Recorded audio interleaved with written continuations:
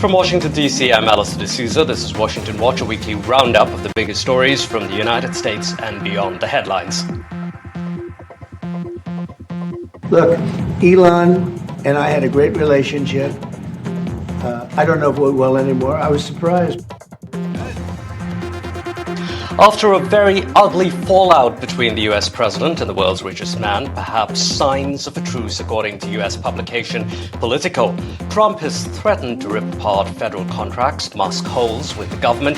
Musk has called for Trump to be impeached and insinuated without evidence that Trump was associated with late pedophile Jeffrey Epstein.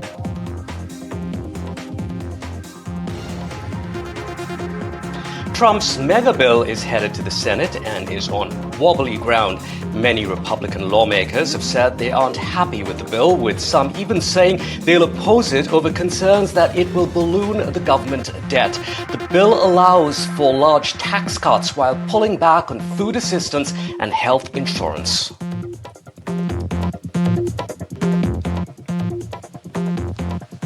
US President Trump and Chinese President Xi Jinping have agreed to launch a new round of trade talks. It was the first known phone call between the leaders since Trump returned to the White House in January. Trump says the US is in good shape with China for a trade deal.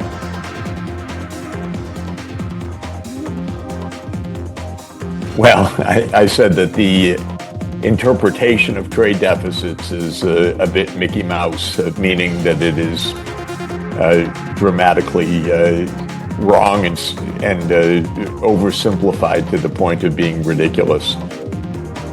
In an exclusive interview with NDTV, renowned world economist Sachs slams President Trump's trade policy, says India should not make concessions in a rush for a trade deal with the US. He says India has opportunities with other partners across the world.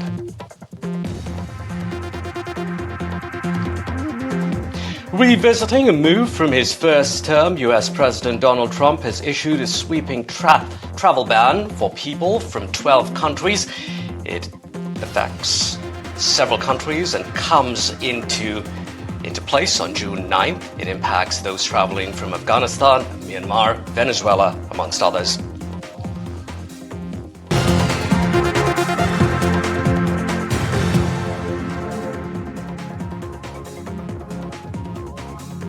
Our top story, there are signs of a possible truce amid a bitter row that has unfolded between US President Trump and Elon Musk. We'll have those exclusive details from a reporter at Politico coming up for the publication, which is breaking that exclusive story right now. But first, let's get a look at how Elon Musk and Donald Trump went for the jugular on social media.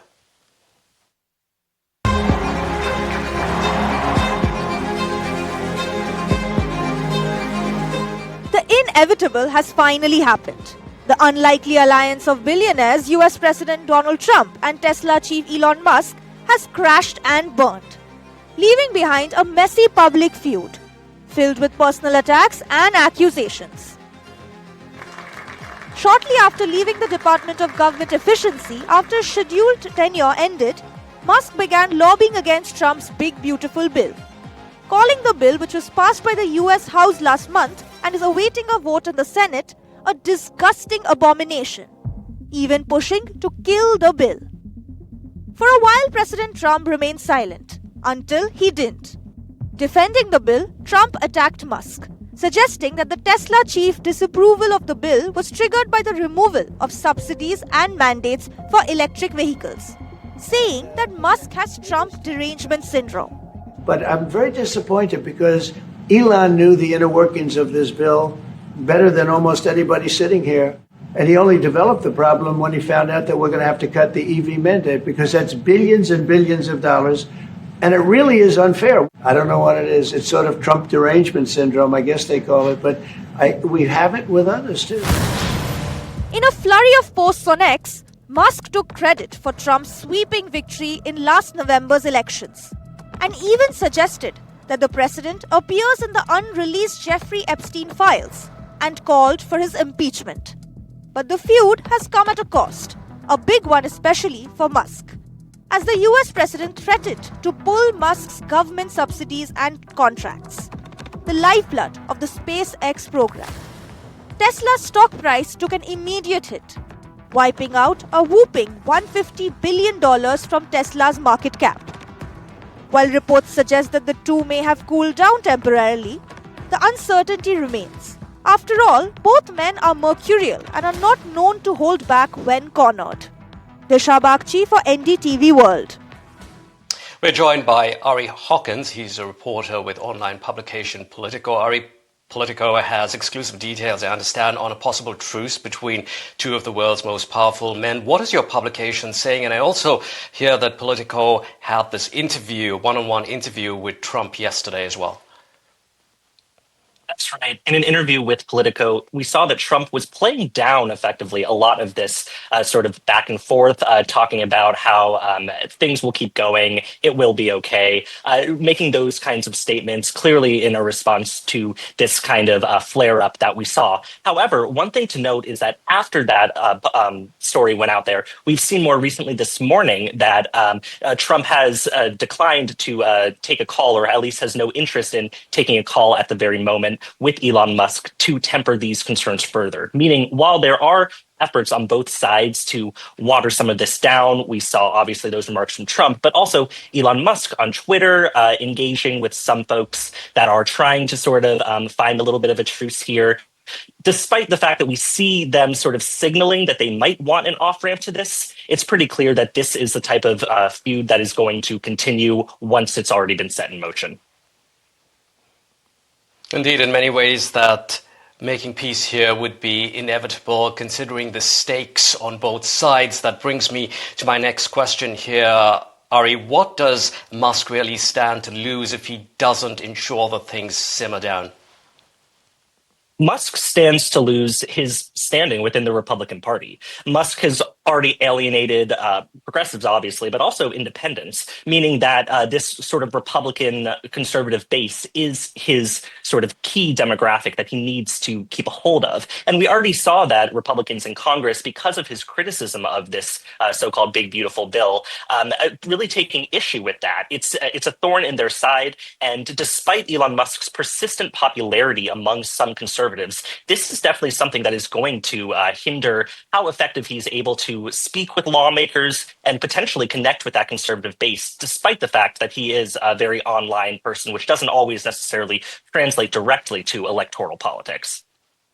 And billions of dollars, of course, at stake for him with all his business interests and contracts with the federal government, which Trump has already threatened to rip apart.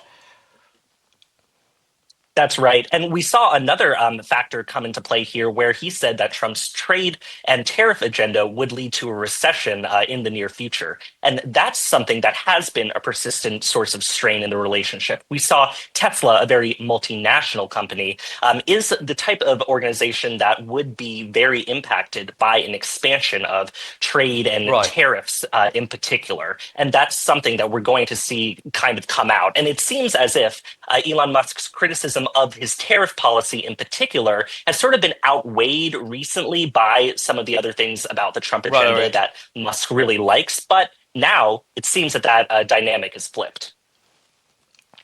Just want to quickly ask you this in about 30 seconds. Which of Musk's business rivals really stand to benefit from this rift?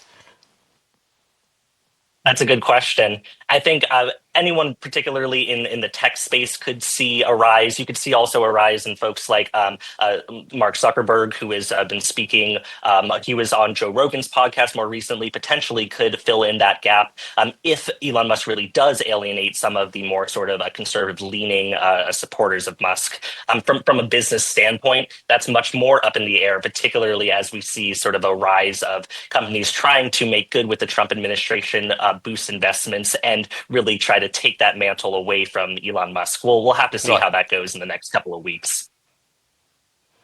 Ari Hawkins from Politico, thank you very much for your time here on Washington Watch. In other news, now critics are slamming a US travel ban on 12 countries, which President Trump says protects Americans from terror and public safety risks. Think tank Cato Institute says since 1975, only one person has been attacked on US soil committed by somebody from those banned countries. Here's more on which nations made it into the controversial list.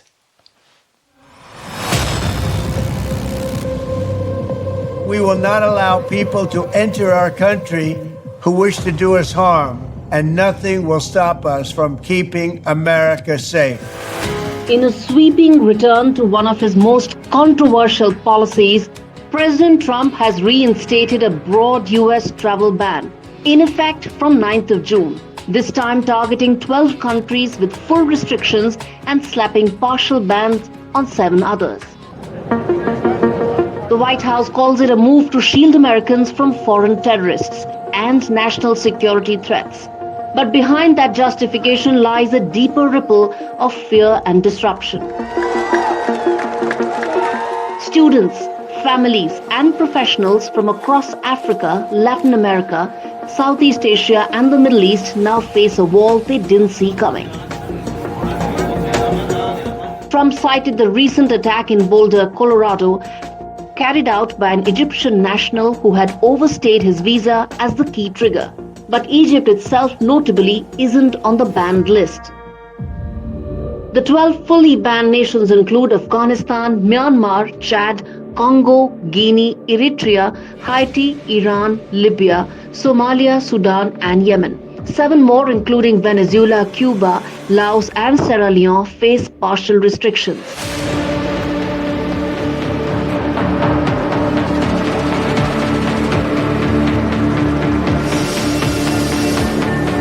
This ban is part of Trump's larger crackdown on immigration. In 2021, Biden reversed the policy, calling it a strain on our national conscience. President Trump says the list could be revised, but with one proclamation, the US has once again shut its doors to thousands, adding to the growing uncertainty amongst various legal immigrant groups. As the clock ticks down to 9th of June, families scramble and the futures of thousands hang in balance. Remains to be seen if the latest policy measure will stand the test of courts. With Rhythm Arcadia, Bureau Report, NDTV. This week saw warnings from the US's biggest banks. JP Morgan's CEO Jamie Dimon says that the US bond market will crack under rising debt. His comments echo similar sentiments from the president of Goldman Sachs, John Waldron. Now, President Trump's mega bill is expected to see US debt skyrocket. The bill awaits Senate approval, where many Republicans have reservations on voting in favor of it. Let's get you more on this and the global repercussions of Trump's trade policy. I am joined by world-renowned economist Jeffrey Sachs for an exclusive interview. Thank you very much indeed, Professor Sachs, for joining us here on Washington Watch. Appreciate your time. Professor Sachs, President Trump's key reason for his trade policy is the world has taken advantage of the US. He points to various trade deficits, for example, with India. He thinks it's high time for a level playing field. Now, you've likened the approach to Mickey Mouse country. Why do you say that? I said that the interpretation of trade deficits is a bit Mickey Mouse, meaning that it is dramatically wrong and oversimplified to the point of being ridiculous.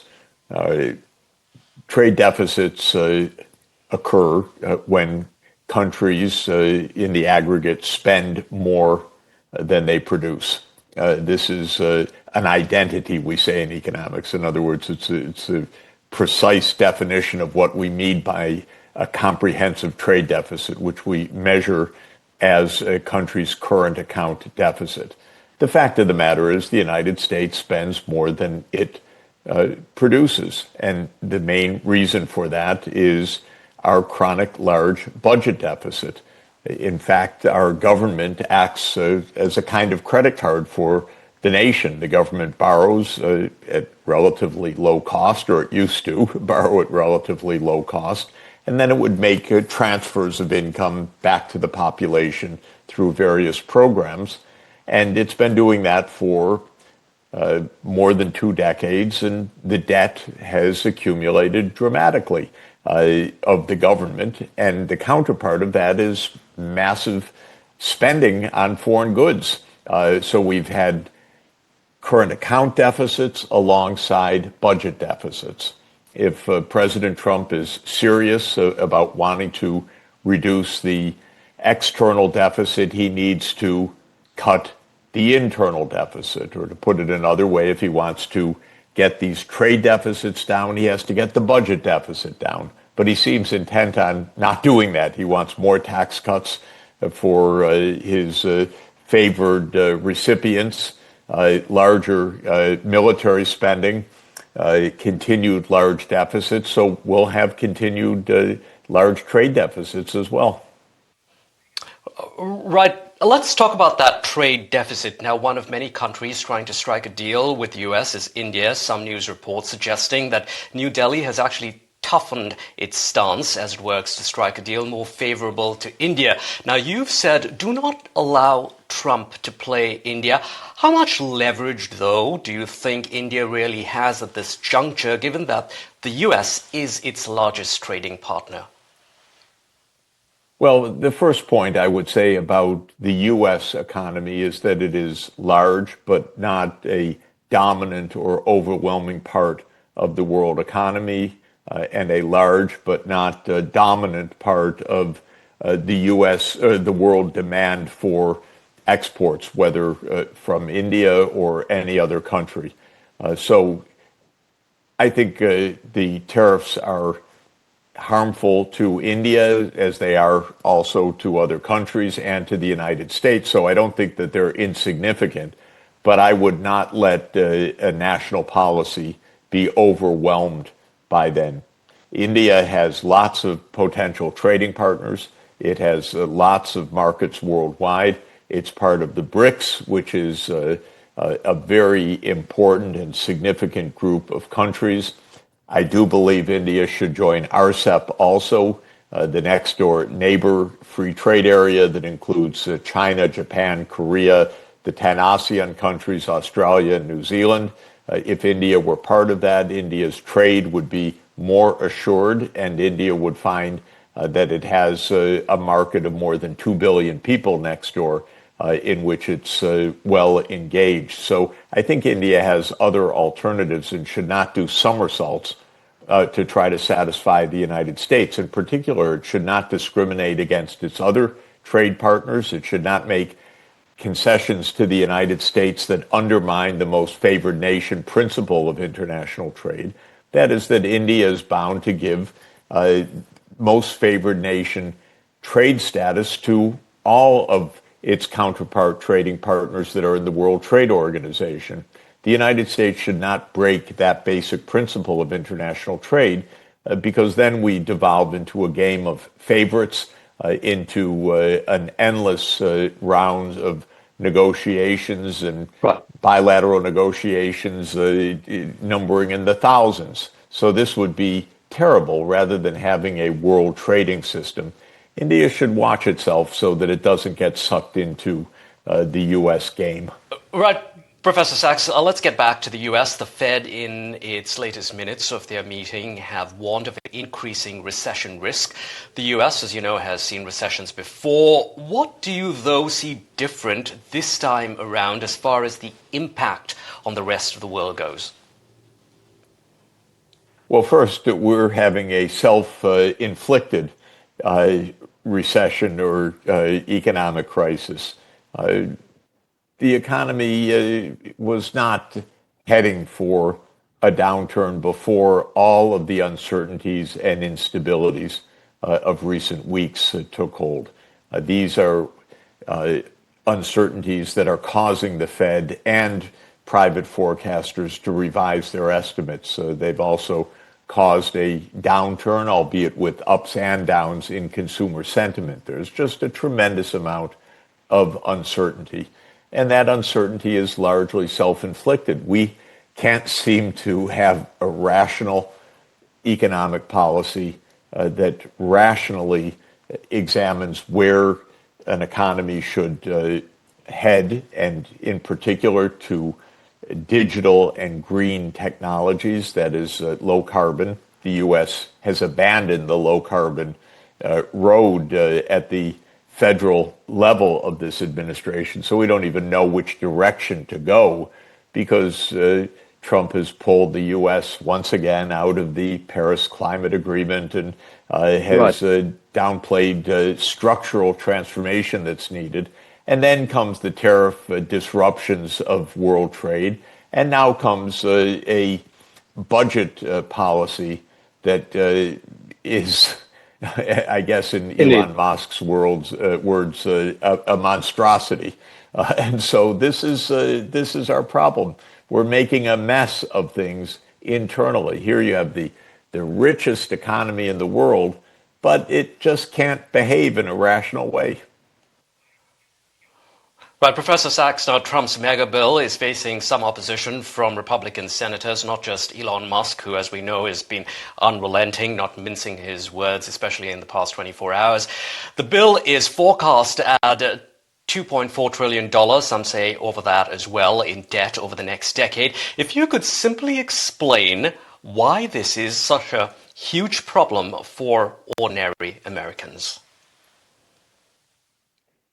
Basically, there is no agreement in the United States about what the government should do and how it should pay for what it does. And the result is that we have a chronic situation where the government at the federal level takes in about 16% of gross domestic product and spends 22 or 23% of gross domestic product. That gap is our deficit of about 6 to 7% of GDP, and that deficit is financed by selling government debt, U.S. Treasury bills and bonds. That debt is rising sharply. We have a mountain of debt that has accumulated that is now about 100% of our national income. That means that as interest rates rise, the interest bill on this debt is now around 3% of our gross domestic product, and it will continue to rise because interest rates themselves are now rising, certainly at the long-term end, to above 5%, 5 percentage points, I should say, 5% per year yields. So we have a mountain of debt, a rising debt, rising interest rates on that debt, and this stretches out for decades to come on the current policy scenario. Our Congressional Budget Office projects that the debt will rise to above 150% of GDP. Well, what does that mean? It has many implications. One is financial instability. Governments with such large debts are unstable, and that is why Moody's just downgraded the U.S. credit rating by one notch, one step. That means higher borrowing costs, and that can lead to a vicious spiral where the borrowing costs rise. That exacerbates the deficits because you have to pay interest on this mountain of debt, and that leads to a spiral of instability. Jeffrey Sachs, thank you very much indeed for your time here on Washington Watch, that exclusive interview with us here on NDTV. Time for a quick look at some other stories in brief. Democrat Zoran Mamdani, of Indian origin, tapping into his Desi roots to make his case for New York City mayor with a very Bollywood-styled campaign promo. Mamdani recently won a coveted endorsement from US Congresswoman Alexandria Ocasio-Cortez. Mamdani still has to make it through to the primaries on 24th June, which has largely settled into a two-way fight between the outsider Mamdani and former New York Governor Andrew Cuomo. Now, New York City leans heavily Democrat. Mamdani is the son of filmmaker Mira Nair.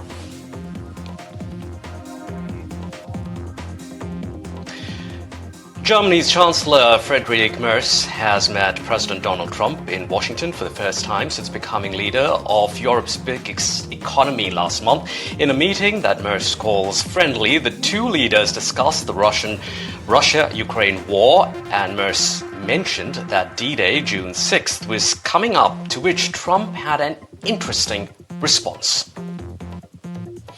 Absolutely, and I'm here, Mr. President, to talk with you later on how we could contribute to that goal. And we all are looking for measures and for instruments to bring this terrible war to an end. And may I remind you that we are having June 6th tomorrow. This is D-Day anniversary, when the Americans once ended a war in Europe. And I think this is in your hand in specific, in ours. Commerce Secretary Howard Lutnick saying that he's very optimistic about prospects for a trade deal between the US and India, adding he thinks trade negotiators have found a place that really works for both countries. The Commerce Secretary says that India may get more favorable terms from being one of the first pacts agreed upon.